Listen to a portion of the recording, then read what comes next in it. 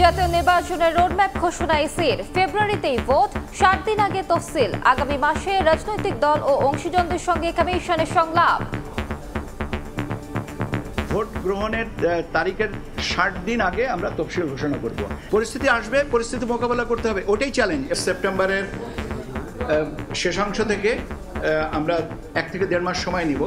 সুশীল সমাজ, রাজনৈতিক দলের প্রতিনিধি, তাদেরকে সবাইয়ের সাথে আমরা এই সংলাপ গ্রহণ করব। রোডম্যাপকে স্বাগত জানালো বিএনপি। ভোটে বাধা দিলে বিলীন হবে অস্তিত্ব, বললেন মির্জা ফখরুল। সুষ্ঠু নির্বাচন নিয়ে শঙ্কা জামায়াতের।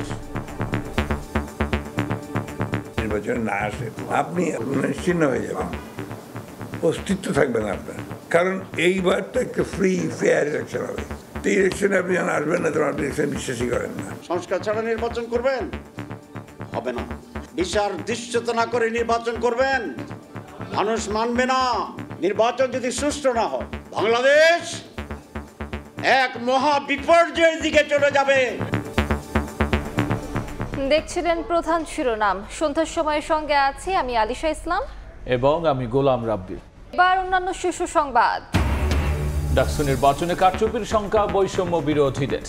আচরণবিধি লঙ্ঘনের অভিযোগ শিবিরের। ইশতেহার ঘোষণা ছাত্র দলের। ডাকসুতে প্যানেল দিল দলটি। চাকসুর ভোট 12 অক্টোবর। ক্লাস পরীক্ষা বর্জন করে প্রকৌশল বিশ্ববিদ্যালয়ে কমপ্লিট শাটডাউন। 3 দফা আদায়ে কর্মসূচি চালিয়ে যাওয়ার ঘোষণা শিক্ষার্থীদের। ন্যায্য সমাধানের চেষ্টায় সরকার। রাজনৈতিক বিবেচনা করা হয়েছিল স্থলবন্দর। অলাভজনক হওয়ায় চিলাহাটি সহ 3টি বন্ধ করল সরকার। যৌক্তিক সময়ের মধ্যে বিচার কাজ শেষ হওয়ার আশা। এবং অভ্যুত্থানের প্রথম শহীদ আবু সাইদ হত্যা মামলার সাক্ষ্য গ্রহণ শুরু। জবানবন্দি দিলেন বাবা মকবুল। গুমের মামলায় আলেপ মহিউদ্দিনের বিরুদ্ধে 30 নভেম্বর প্রতিবেদন।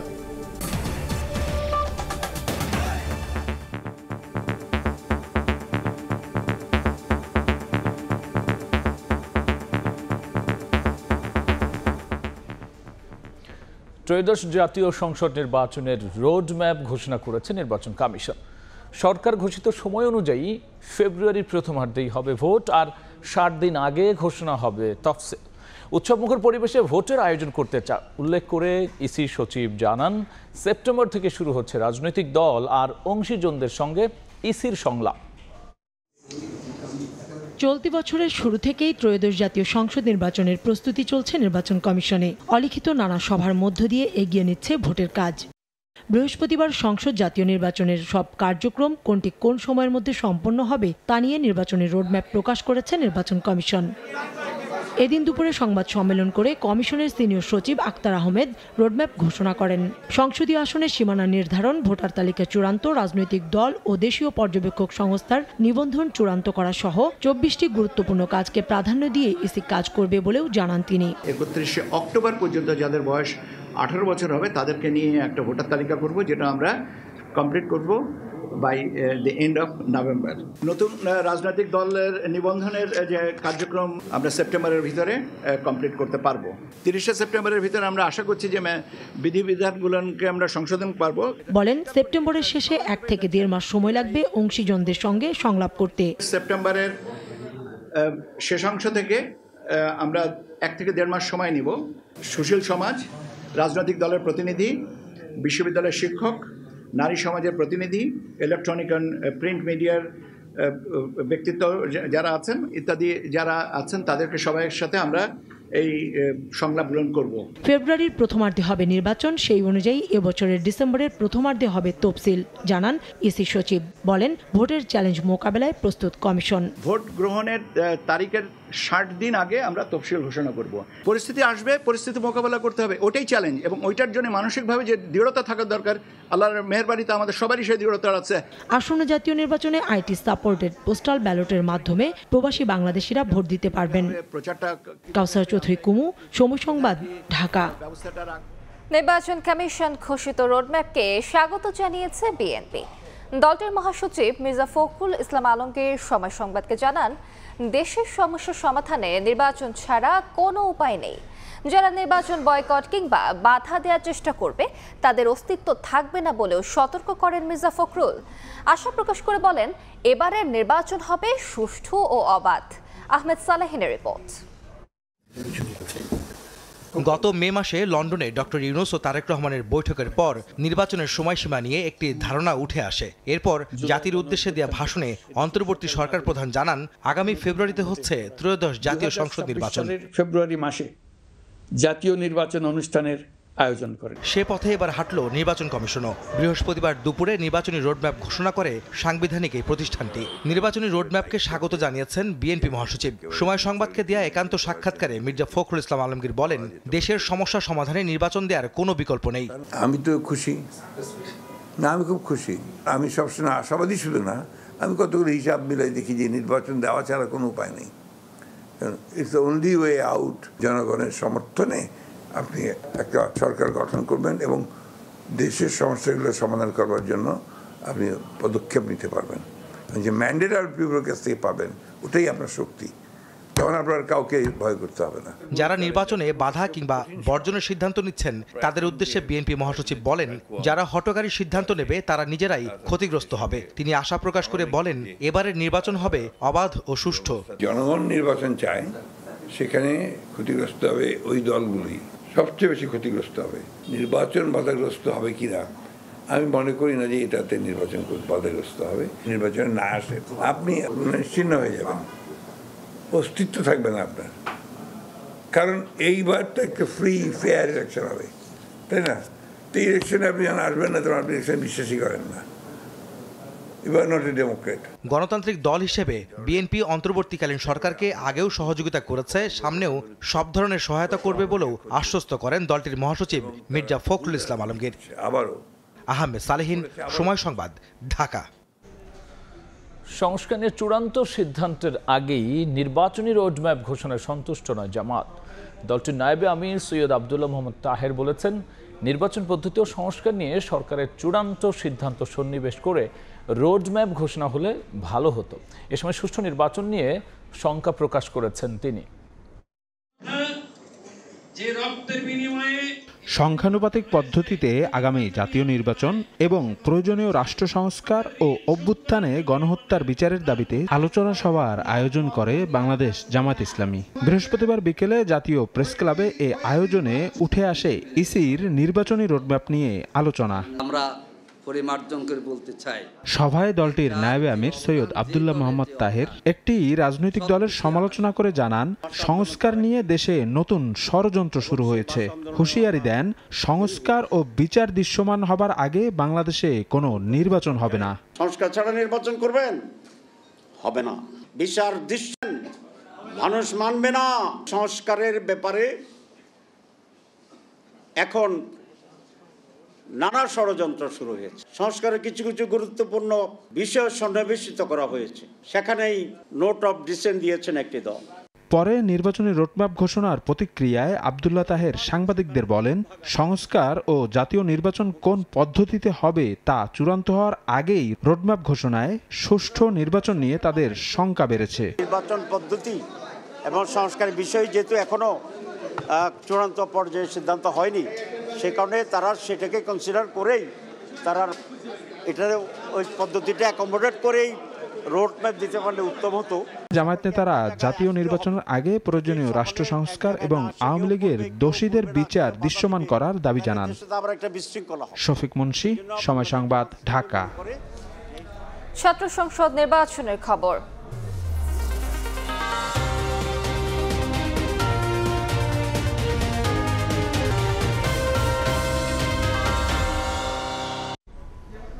ডাকসু নির্বাচনে কারচুপির শঙ্কা প্রকাশ করেছে বৈষম্য বিরোধী শিক্ষার্থী সংসদ। আচরণবিধি লঙ্ঘনের অভিযোগ ছাত্র শিবিরের। এর মধ্যেই একগুচ্ছ প্রতিশ্রুতি দিয়ে ডাকসু নির্বাচনে ইশতেহার দিল ছাত্রদল। এদিকে ছাত্র সংসদ নির্বাচনে সেনাবাহিনীর দায়িত্ব পালনের সুযোগ নেই বলে জানিয়েছে আইএসপিআর।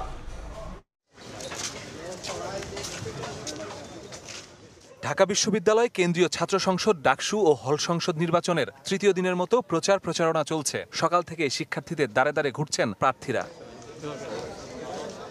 প্রার্থীদের প্রচারণায় ঢাকা বিশ্ববিদ্যালয়ে বিরাজ করছে উৎসবমুখর পরিবেশ। শিক্ষার্থীদের নানা প্রতিশ্রুতি দিচ্ছেন তারা। তাদের যে দাবি দাওয়াগুলো রয়েছে সেগুলো আমরা আসলে পূরণ করার ক্ষেত্রে ভালো ভূমিকা রাখতে পারবো। এই সমস্যাগুলো সমাধান করতে আরেকটু বেশি ভালো মতো করতে পারবো। বৃহস্পতিবার দুপুরে ঢাকা বিশ্ববিদ্যালয়ের বটতলায় নির্বাচনী ইশতেহার ঘোষণা করে ছাত্রদল সমর্থিত আবিদ হামিম মায়েদ প্যানেল। এ সময় শিক্ষা ও গবেষণার মাধ্যমে নিরাপদ ও নারী শিক্ষার্থী বান্ধব ক্যাম্পাস, পরীক্ষা ব্যবস্থার আধুনিকায়ন, কার্যকর ডাকসু ও আন্তর্জাতিক পরিসরে বিশ্ববিদ্যালয়ের সম্পৃক্ততা সহ 10 দফা অঙ্গীকার তুলে ধরা হয়।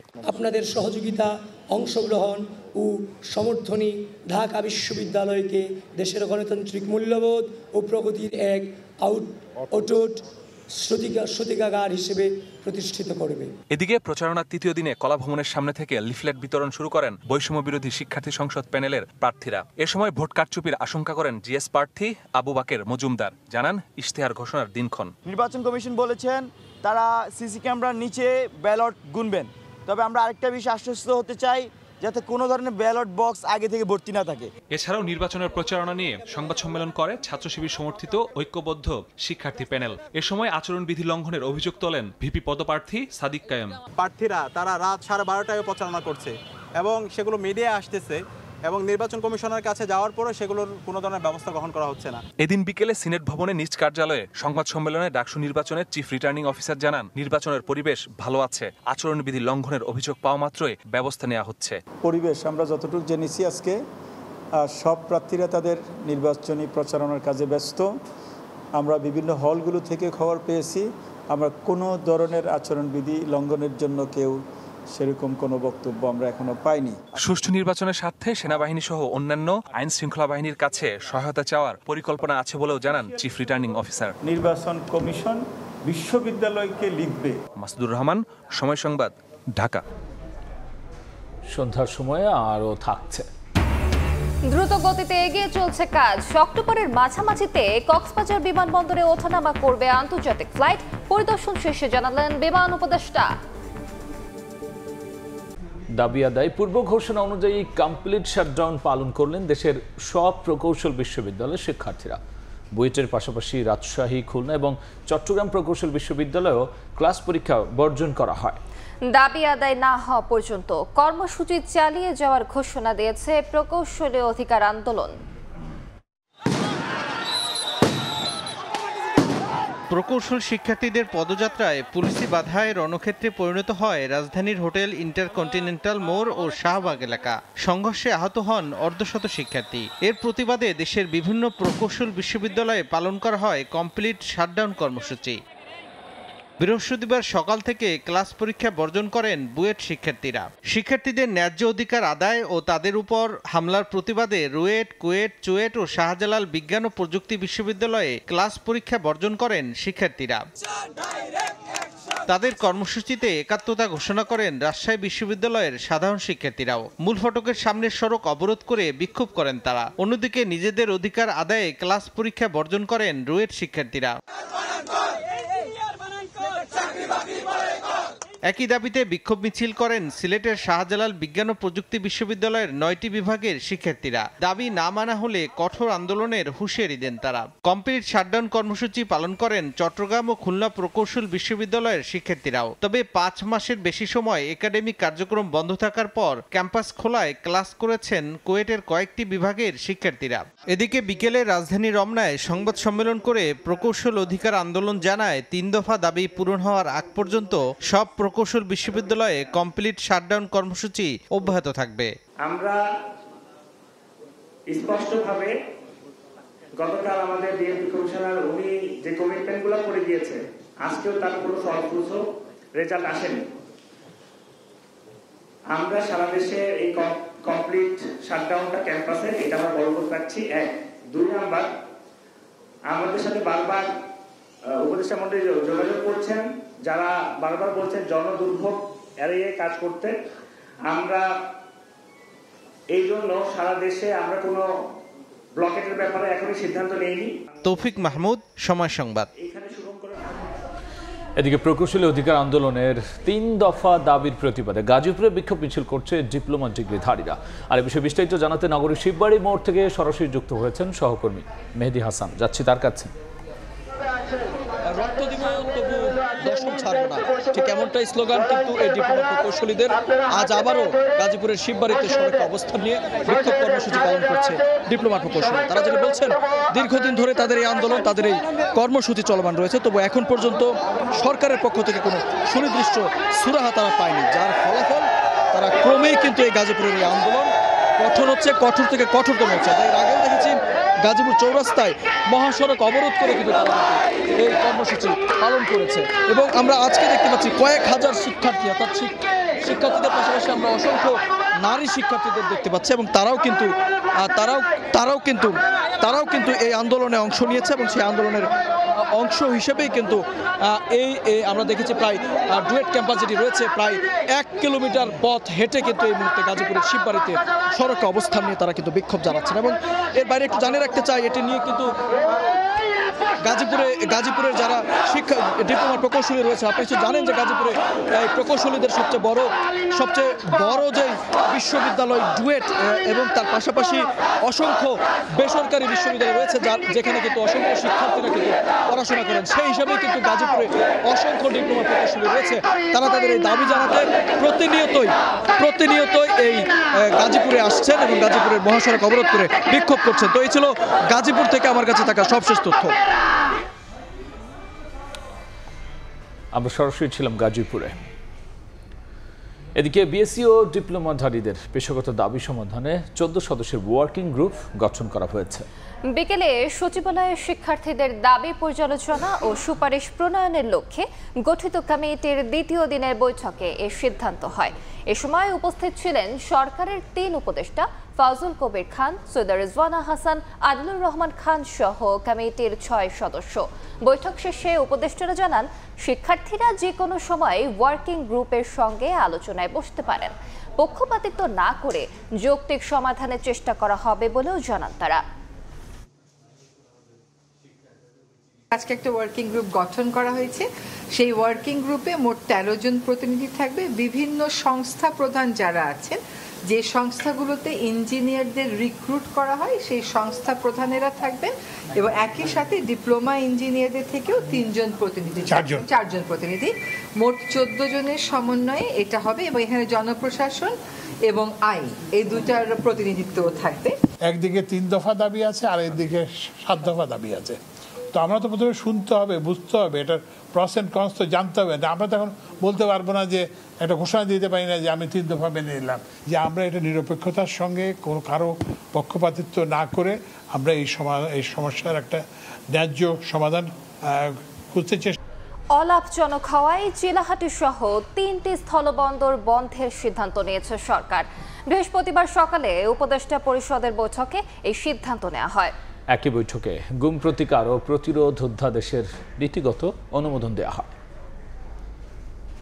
বৃহস্পতিবার সকালে রাজধানীর তেজগাঁওয়ে প্রধান উপদেষ্টার কার্যালয়ে অনুষ্ঠিত হয় উপদেষ্টা পরিষদের বৈঠক। এতে সভাপতিত্ব করেন ডক্টর মোহাম্মদ ইউনুস। আলোচনা হয় সমসাময়িক বিভিন্ন ইস্যুতে। সাম্প্রতিক আইন শৃঙ্খলা সহ রাষ্ট্রীয় গুরুত্বপূর্ণ বিষয়ে মতামত তুলে ধরেন উপদেষ্টারা। বৈঠকের বিস্তারিত জানাতে বিকেলে ফরেন সার্ভিস একাডেমিতে সংবাদ সম্মেলন করে প্রধান উপদেষ্টার প্রেস উইং। প্রেস সচিব জানান, ভারত বাংলাদেশ সীমান্তের নীলফামারীর চিলাহাটি, চুয়াডাঙ্গার দৌলতগঞ্জ ও রাঙামাটির তেগামুখ স্থলবন্দর বন্ধের সিদ্ধান্ত নিয়েছে উপদেষ্টা পরিষদ। এগুলো আসলে কোনো কাজই হচ্ছে না, অথচ সেখানে দেখা যাচ্ছে যে আমাদের অনেক অফিসিয়ালকে পোস্টিং দিতে হয়, সেখানে কিছু খরচ হয়। তো এই জন্য এই 3টিকে শাটডাউন করার ডিসিশন নিয়েছেন আছে কাউন্সিল অফ অ্যাডভাইজার এবং একটির বাল্লা স্থলবন্দরের অপারেশনাল কার্যক্রম স্থগিত ঘোষণা করা হয়েছে। গুম প্রতিকার ও প্রতিরোধ অধ্যাদেশের নীতিগত অনুমোদন দেওয়া হয়েছে জানিয়ে শফিকুল আলম বলেন, এর মাধ্যমে গুম বন্ধ হবে বলে প্রত্যাশা করছে সরকার। বাংলাদেশে যাতে আর কোনো দিন কোনোভাবে গুম যাতে না হয়, গুম প্রতিরোধ ও প্রতিকার ও সুরক্ষা অধ্যাদেশ এটার একটি নীতিগত এটা অনুমোদন পেয়েছে। ফকিরুল আলম শাহের মৃত্যুবার্ষিকীকে ক শ্রেণীভুক্ত করে পালনের সিদ্ধান্ত নেওয়া হয় উপদেষ্টা পরিষদের বৈঠক থেকে। নাজমুস সালেহী, সময় সংবাদ, ঢাকা। সন্ধ্যার সময় আরো থাকছে। আবুধাবির সঙ্গে সিলেট কন্ডিশনের মিল দেখছেন লিটন দাস। এশিয়া কাপের আগে ভালো প্রস্তুতির আশা টাইগার অধিনায়কের, জিততে চান নেদারল্যান্ড সিরিজ। নির্বাচনী রোডম্যাপের প্রতিক্রিয়া জানাতে রাজধানী বাংলা মোটরে এনসিপি কার্যালয়ে কথা বলছেন দলটির মুখ্য সংগঠক হাসনাত আব্দুল্লাহ। সরাসরি যাচ্ছে সেখানে।